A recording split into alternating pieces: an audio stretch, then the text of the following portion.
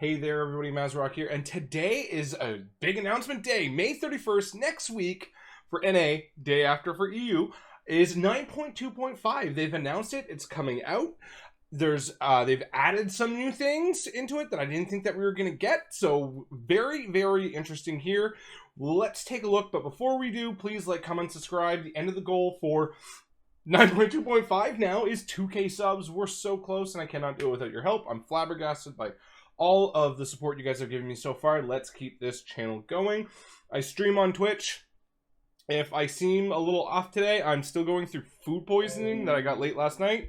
So, I am sorry. That's why I didn't stream yesterday. But let's get through this because I'm very, very excited for this. So, changes coming to achievements in 9.2.5. All Covenant Sanctum feature achievements are now visible and count towards your character's total achievement points, regardless of which Covenant your character currently belongs to.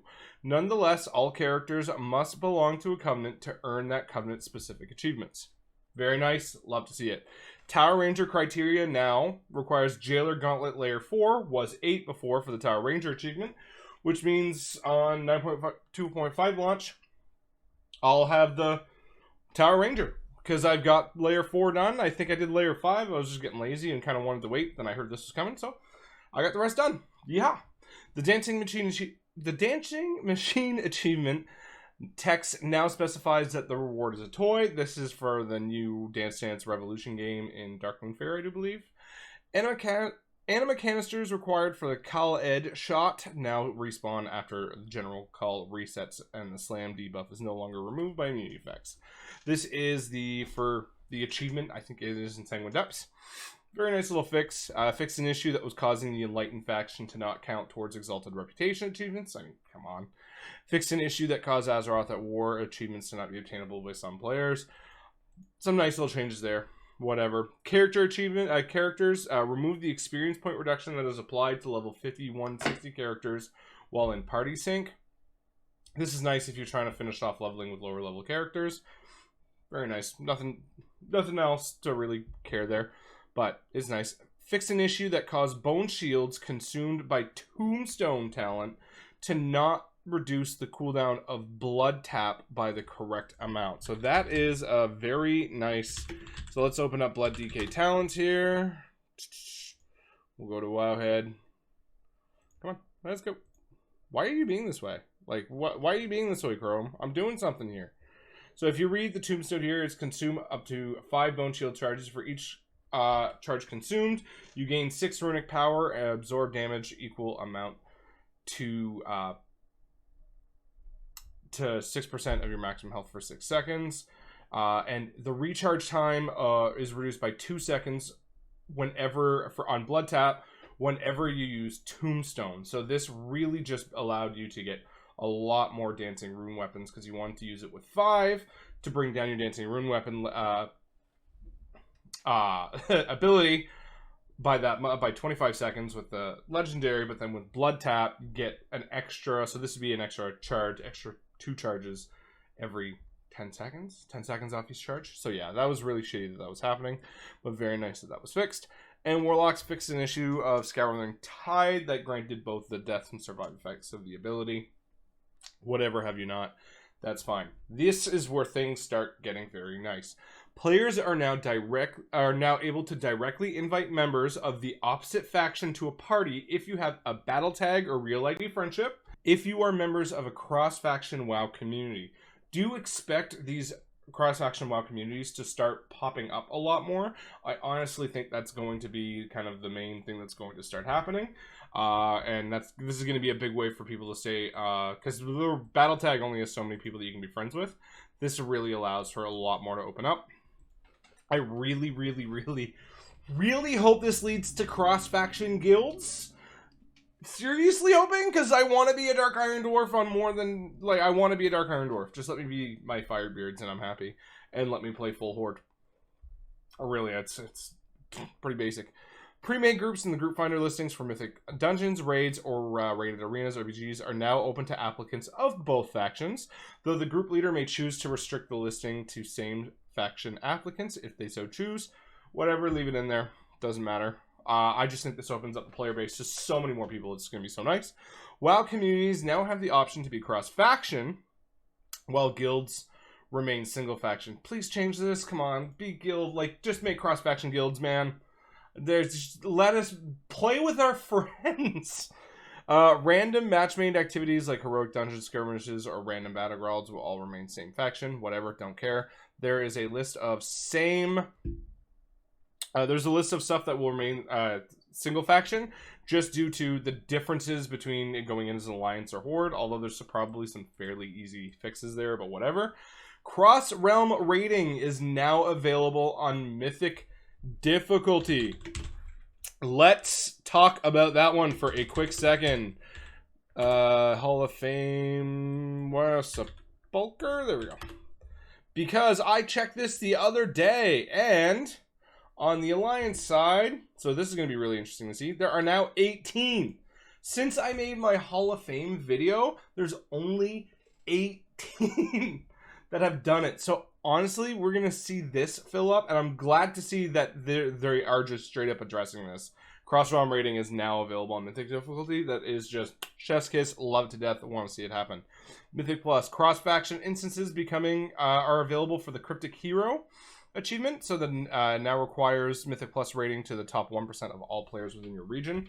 This is basically a change because of the cross-faction stuff going on, where it's not just like, hey, the Alliance top 1%, 0.1%, and the Horde, it's everyone's. So this kind of makes the bracket a little bit more competitive all around. And I think it goes by regional, right? So the EU top 0.1% and the NA 0.1%. I think that's how it works now, but whatever. Very nice. Love to see this. Very much love to see this. I'm breathing a sigh of relief almost. So interesting item and reward changes. The Broker Mark of Distinction now increases the renown of your currently active covenant to 60, which was 40 before. 500 gold, 20 more renown, but what this does at 60 is it actually unlocks the capstone and everything for all of the soulbinds. Very, very nice change. Love to see it there if you're still working on alts or even your main coming back, whatever it is. Very nice. Renown catch-up is accelerated through Renown 60, was 48. Nice little change there, but, I mean, you're probably just buying this. This is mainly for new players. These activities now have a 100% chance to reward 1 renown upon completion. Mythic and Mythic Plus dungeons. Torghast layers 9 through 16. I mean, although these were high chance rates, they weren't 100. Defeating a Shadowlands raid boss encounter or winning a raided battleground. Very nice change there. Very nice way for you to cap off all of your covenants and fun stuff like that. Reward boxes from callings now contain twice as many grateful offerings, still scaling with your covenant sanctum's anima conductor level.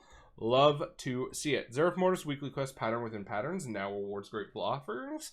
Love to see it. These things, I feel like, if you're still after a lot of the transmog and stuff, this right here, this is your limiting factor between getting your transmogs for covenants, for the covenant stuff. Very nice. I love to see you just give us more of them. Fix an issue that sometimes causes Blizzard Shop transmog comebacks to temporarily disappear from your collection. Thank you. Oh my god, this has been annoying. You know, you work for a little while, you set up a transmog, and you come back and half it's gone, and you're like, what? Dude, what? Like, why? Fix an issue where Jingle's battle pet would display as unknown. That's just whatever. Nice, take it. There's some new player versus player stuff. I'm not going to cover it because I know nothing about player versus player, so we're not going to talk about that. Professions. Increase the experience points earned when crafting specialized armor or jewelry for creating rune carving items by 400%. This is just needed so bad. The monopoly on legendary crafting right now is pretty much insane on every server, and if you're just getting into the game now, there is literally 0 point at all for you to make anything. Just buy it and be done with it. The amount of money you needed to spend to be able to make max level legendaries was actually insane for the no return that you were getting. Unless you just literally like taking a pile of gold and setting it on fire, there was no point in making rune carving legendaries. This was needed 7 months ago, but whatever. Quest. Blood Elves can start a quest to earn a new mount, weapon appearance, and the Blood Knight armor set for Blood Elf Paladins by speaking to Liadrin in Oribos. Love it. Gonna be doing this.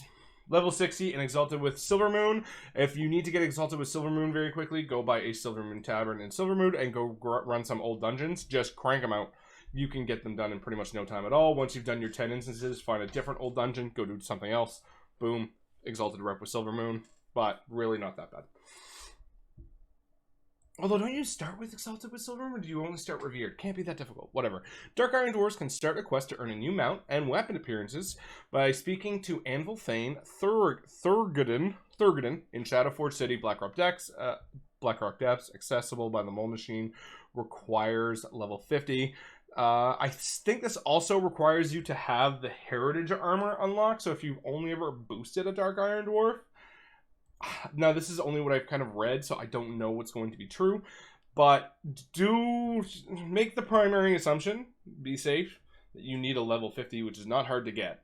I mean, you can level to 50 in like less than a day, and you have the Heritage Armor unlocked, which is crazy easy to get. You just literally talk to the person. But I've seen the axe and the shield for this, the two-handed hammer, whatever, but I've seen the axe and the shield, and I love the Mog, and I'm absolutely going towards for this as well. Torghast. All wings are now open all the time. Was 2 a week? All the time.